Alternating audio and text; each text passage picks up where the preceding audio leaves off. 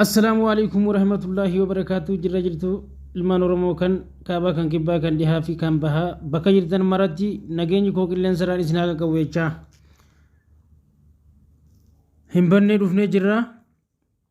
Arras barnoota keessan osoo addaan isin duraan hambisin osoo walirra isin laalchisin kan kutaa 11ffaa economics grade 11 qabannee isiniif dhufnee jirra. Garuu hamilee namaa ta'uu hin dandeettanii yuutubaroonni oromoo kan onlaayina kanarraa waa barsiisan isaan waa xiqqoo isaanuma kanaa oromoo miliyoona meeqaan laalaa warra laalu malee warreen laayikii namaa godhee nama jajjabeessee gartee akka namni barnoota biraa dabaluufis nama godhu hin jiru.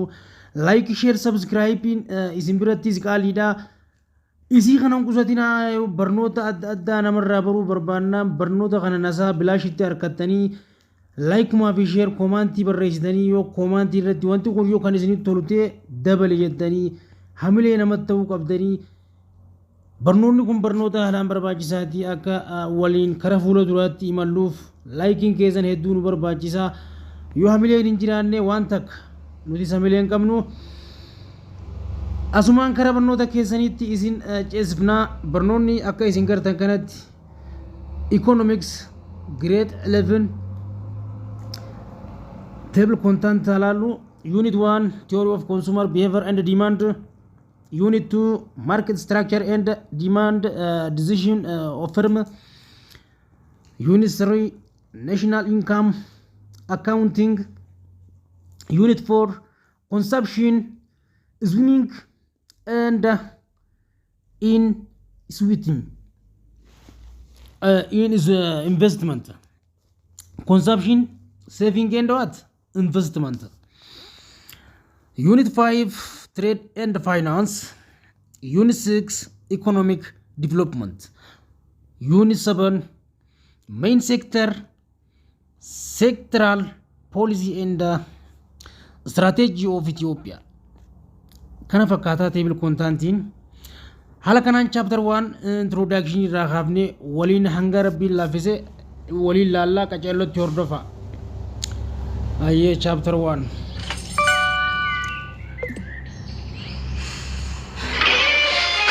بيسني ما مربشة.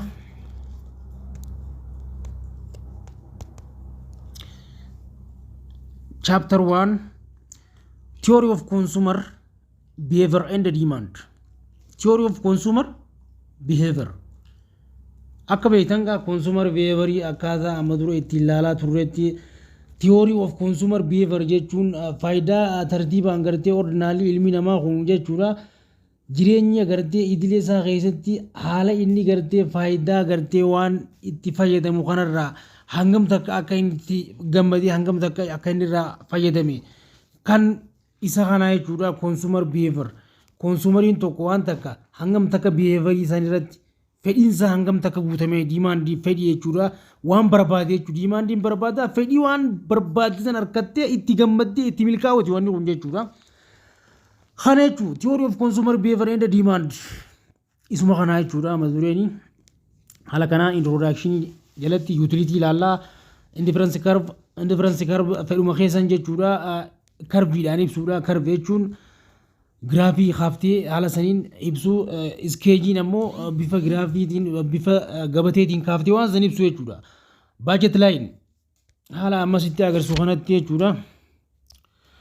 Budget line utility budget line indifference curve budget line and what consumer optimism demand curve haala kanaan akkanatti kaa'ee jira jechuudha. Step kanaan hordofu qabda review of the kernel utility approach. Kana utility refer utility refer to the level of satisfaction or happiness that consumer get from the consumption of good and service. Akkuma reefu nuti enne san kutaa sagalitti bal'inaa waan kana ibseen ture sagal moo kudhan jidduu kana jira. Theory of consumer behavior jechuudha. Akkuma gaafa saniiti namni takka jechuudha. sadarkaa gartee wanta fayyadamuu tokko irratti jechuudha. Hangam takka waan sanirraa gammadu yookaan waan sanirraa quufee wanni sun isaaf hangam takka bu'aa kennee bu'aa sanirraa gammachuun namni tokko yookaan satisfaakshinii argamsan maali? Utility jennaan jechuudha. Haala kanaan qabadhu. Get utility. Cardinal utility theory is based on what? Measurement of what? Utility or satisfaction in absolute member. Akkuma kanaa jechuudha laaf kunis. Utility level satisfaction or what? Happiness jennee jirra. In consumer get in what? From the what? Consumption of good and service jennee jirra kanaas. Haaluma isa kanaatiin ni goona sirriitti hordofi. Marginal utility MU jechuu kan jenneen kana jechuudha. Marginal utility. Amma marginal utility kanarratti jechuun waan asirratti hubachuu qabdu jira. Marginal utility is the additional satisfaction of consumer get because of what? Change in consumption by one unit. Wantuma amma gartee marginal utility additional satisfaction that consumer get because woma irraa reefu achitti akka utility irraa gammanne san jechuu wanta gartee bu'aa irraa argatte san jechuu bu'aan isaa sun hangam takka changing consumption by what? Itti fayyadama keetii irratti waan sila ati itti fayyadamte san jijjiire hangam takka jijjiirama waan sanii siif fide jettee asirratti bu'aa ati ilaaltu jechuudha. Consumption by what unit? It is extra utility due to what? The change in consumption. Akkasuma laal. Change what? In consumption. Increase. Laal. The law of diminishing marginal utility halalu. The law of diminishing marginal utility keessatti utility say that the amount of good consumed wanna sila itti fayyadamte san consume goote jechuudha increase wanni sun siif dabaluudha jechuudha. Marginal utility is what? Decrease dha jechuudha immoo wanti kun laalfaallaa oliiti. Gartee marginal utility say amount of good and good consumed increase. Marginal in jechuudha. Marginal utility of good in amma kun maali? Consumed amma kun consumed increase yoo ta'u marginal utility of good decrease jechuudha. Haala kanaan kaayee jechuudha amma asirratti. Haala kanaan yeroo halluu jechuudha. Barnoota haalaan barbaachisaati wanni kun sirriitti jala deemadhaa irraa waan hubachuu qabdan hubadhaa. Barnoota nama hunda fayyadu barnoonni kuni. Kana jechuun maaliif inni kun akkana ta'uu danda'e? Asirratti indifference curve isaa irratti ni ilaalta. Amma indifference curve irratti waan kana adda baaftaa jechuudha. Adda baaftanii hubattaa amma. Kana jechuun amma faayidaa waan takkaa jechuudha. Yeroo fayyadamtu jechuudha. Maallaqa ati waan magaalaa san dhayitee fedhii keetiin guuttatte. Isanii fi meeshaan ati magaalaa san dhayitee ittiin bitatte tarii wal dhabuu danda'a. Tarii immoo isaan lachuu gama lamaaniin wal gammachiisuu danda'a jechuudha asirratti. Wanni ati ilaaltu kanuma mala fayyadam tartiiba meeshaalee ati itti fayyadamtee dhuftee sanii jechuudha. Wanti kun maali inni bira? Jalqabumaa jechuudha. Meeshaalee faayidaa sadarkaa faayidaa wal fakkaataa irratti argamu wanni kun. Yoo sadarkaa isaan wal fakkaataa irratti wal madaaluu baate yoo waliin deemuu baate consumptionii siin kennuu hin danda'u waliin wal gituu hin danda'u asirratti marginal utility milkeessuu hin danda'u jechuudha. Haala kanaan itti maxxantanii yoo ilaaltan fayyadama meeshaalee lamaan yookaan faayidaa isii kan waliin jechuudha. Lamaan wal cinaa qabdee meeshaa lama takkaasii bittee bakka bittee waliin dhuftee fedhiin kee akka guutamu ilaaltaa jechuudha. Wanti ati itti bittee fi meeshaan sunis wal madaalee isteet baalaansii ta'uu qaba achirratti. Haala kanaan hubachuu dandeessa waan kana. Kottu ammas commodity. Commodity desired because of their ability to satisfy want. Dandeettiin ati waan san gartee irraa gammadu yookaanis waan san irraa if milkeessuudha. Maali? Tajaajila gahaa waan san irraa argachuudha. Good and the service is never difference in the ability to satisfy want. Waan sanii wajjin ammoo wanti kun waliin dhufee wal dhabaa jechuu giseesalla. Waan silaatti fayyadamte kanaa waliin wal dhabaa asirratti individual maybe choose coffee rather than tea. Excellent. Fakkeenyaaf amma fakkeenyaaf akka dhuunfaa tokkotti ati filannoo dhiyeeffatta. Yoo wanti san silaasi qaaloo silamma wanni ati magaalaa bituuf deemte sanii fi wanni ati bitte san wal siif gaxame wanni sun bu'aa gama lamaanii wal qixa siif kenne ati satisfaa irraa taata. Garuu yommuu irraan gammadin qarshii guddoodhaan meeshaa xiqqaa bitte irraan gammadure saniif meeshaa qarshii guddoodhaan meeshaa xiqqaa bisuun dhiiftee meeshaa state balance gootee waliin wal geeddaruu jechuudha. Meeshaa qarshii guddaa saniin meeshaa guddoo bitachuu danda'uu qabda asirratti. Maaliif fedhii ilma namaan guutamuu jaa economics asirratti ilaala. Human wanti isaa limited but resources limited.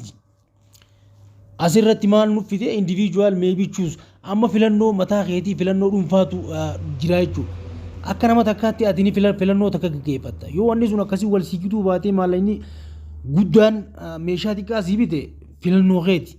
Meeshaa guddaa san bittee bakka meeshaan guddaan san itti jiru dhiiftee meeshaa haalikii gaddeebiftee huccuu silaama fakkeenyaaf jaaketaa qarshii 500 yoo bitachuu feete 500 huccuu kofoollee qamisallee waliin infeer gudii keessaa bitachuu irra sii jira jechuudha. Haala kanaan jireenya keessa waddee jiraachuu danda'uu qabda. Fakkeenyaaf ammaan tana normaal gudenda infeer gudii takkaa jira amma ikoonoomiksii keessatti gaafa dabre baranne wanta kana gaafa 10 takkattiin baradde haalaan itti baradden infeer gudiin kun salbaaji normaal gudiin ammoo originaal huccuu originaala jechuudha. Originaali sun yeroo si qaalee ati isii inferior gudii kanaan bakka buusuu qabda jaa substitute ni gootaa jechuudha asirratti. Choice filannoo kee tokko amma example filannoo amma inni nuun jee kana jechuudha asirratti jechuudha. Individual maybe choose in what coffee rather than tea. Amma namichi kun duraan buna fayyadamaa ture. Bunni sababa qaaleef kara shaayitti jijjiire. Satisfactionii buna irraa argatu san tea rice ni harkataa jechuudha. Yoo sammuu isaa amansiisee jechuudha haala kanaan. Wanti kun maali? Human want is unlimited but resources limited. Fedhii ilma namaan daanga'uu jechuudha. Garuu qabeenya ati qabdu maali?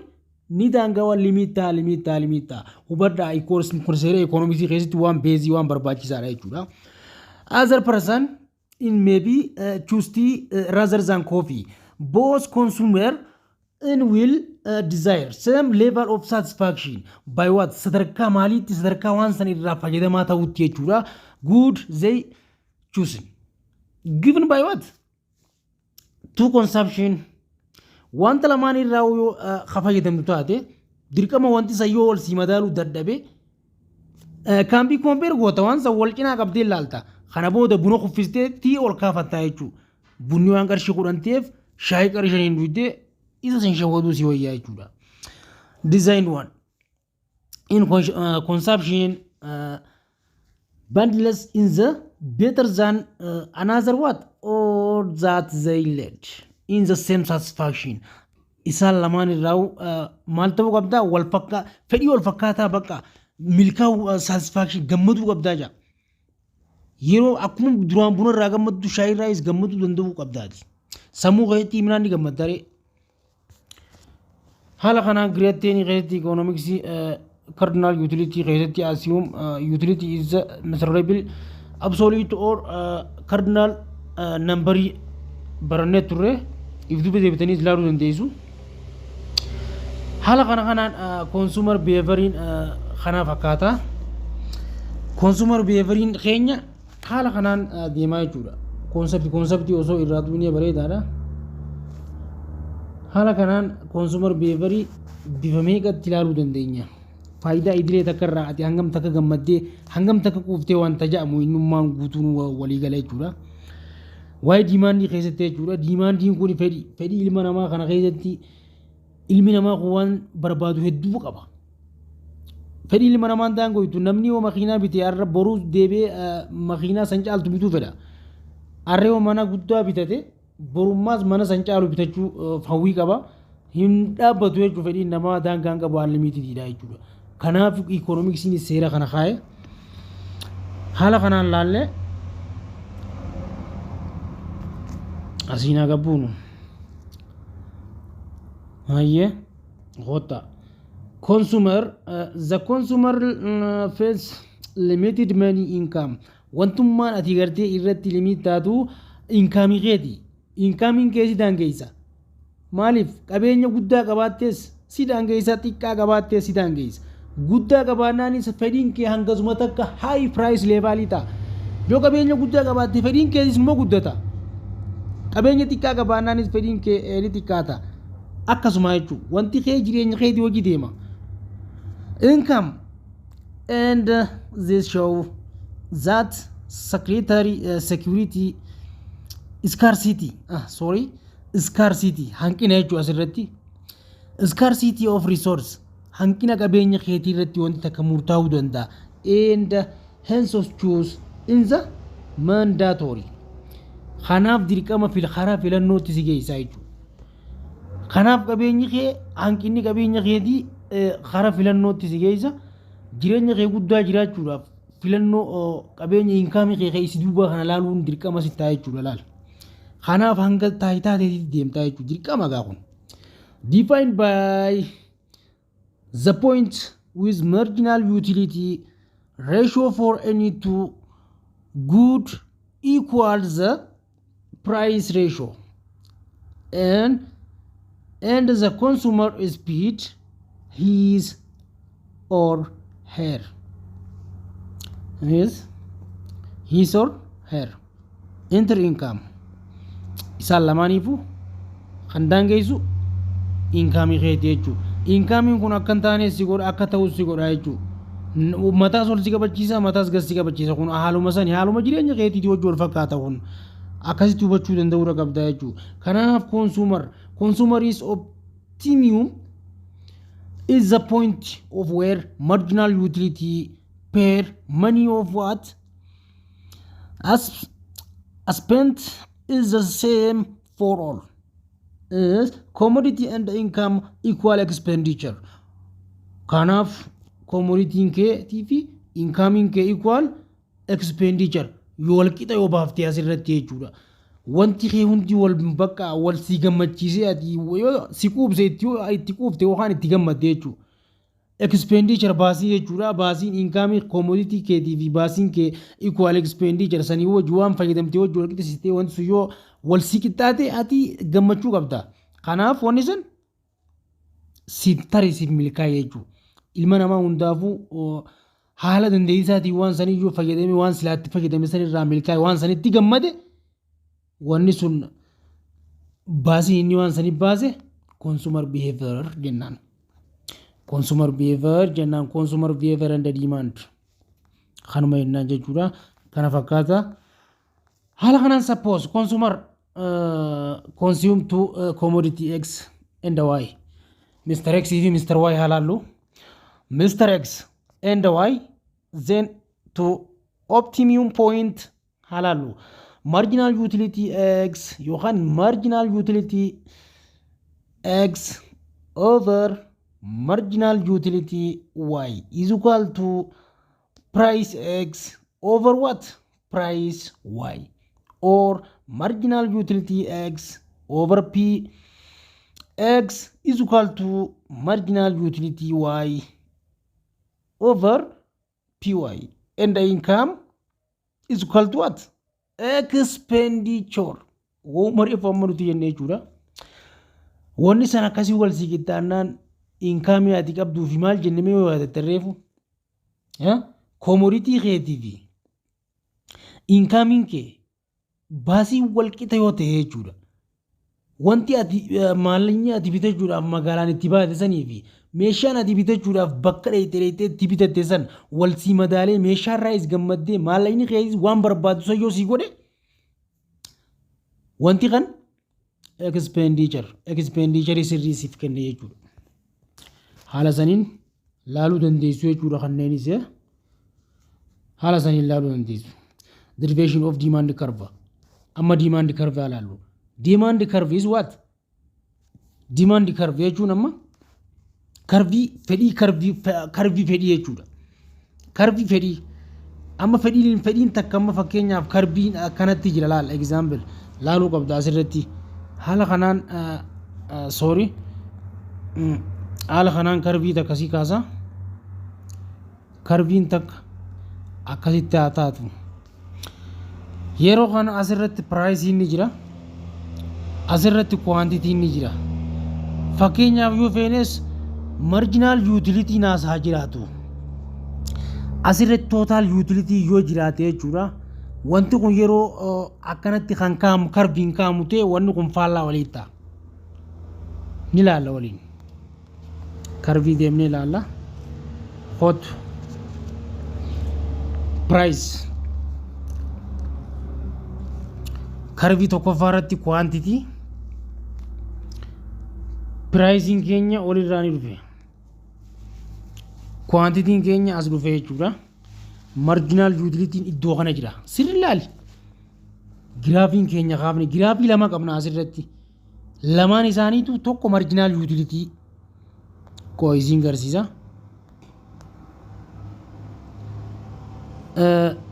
tokko amma dimaandiidha fedhiidha kun amma fedhiidha amma karbii fedhiiti asirratti marginal utility dha jarri lamaan kun walitti hidhata qaballaa waliin amma asitti wal tuqee jira hot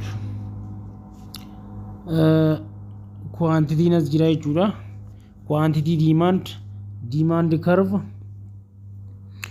haala kanaan pricing gubbaa irraa gad deema takka P1 P2 Q1 Q2 akkasitti itti fufee jechuudha wanti kun maali gabbuunii haalaaluu gaamma waan kana hot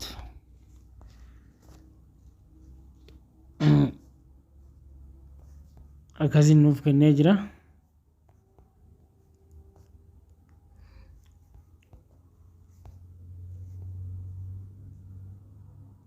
assumptionidha kuni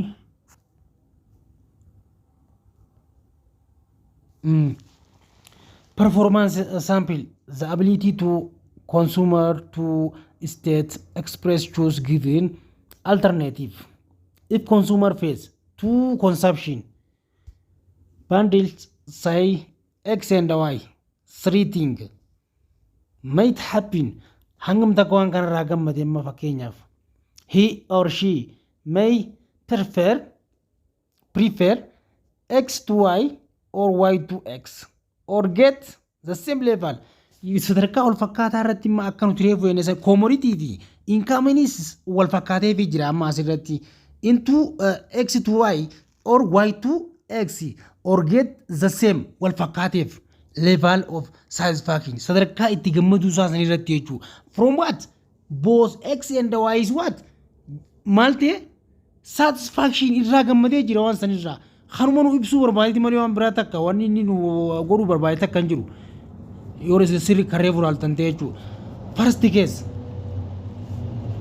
asirratti jechuun amma iddoo nuti jiru asii first case in where consumer prefer x to y and we can write it what x greater than y in second case consumer prefer y to x and hence we can write the what choose as y greater than x finally consumer gets the same level wanni hundinuu state balance wal qixxaatee fi jira waan san amma asirraa fayyadamee jira jechuudha kanaaf the same level of satisfaction from what any two combination of good we say that the consumer is indifferent between two good or what unable to make choice of one good over other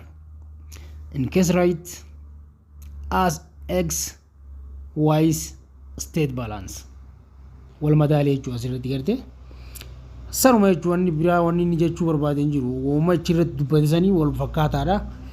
Fedhuma san haala saniin agarsiisee jechuudha. Haala kanaan barnoonni keenya kaarraas asumaan xumuramaa warreen chaanaala kanaaf haaraa taatan like share subscribe gootanii mallattoo beelii irratti gattuutanii ol irra yoo keessan barnoonni guyyaa guyyaan dabarsinu isin dhaqqaba. Yoo hamilee nuuf taatan jechuudha. Hamilee ta'uu baannaan umaa rakkoon qabu like share subscribe gootanii Abdul Riich Media jajjabeessitanii barnoonni kanaa kun hara fuula duraattis akka waliin itti fufnu haala mijeessuudha ta'a. Haala kanaan nagaan nu jiraadha. Barnoonni keenya kaarraa kanumaan xumuramaa. Part 2 Assumption of Cardinal Utility Theory Yohanis warreen seera kana deeggaran qabannee waliin itti deebinaan nagaan nu tura nagaan jiraadha.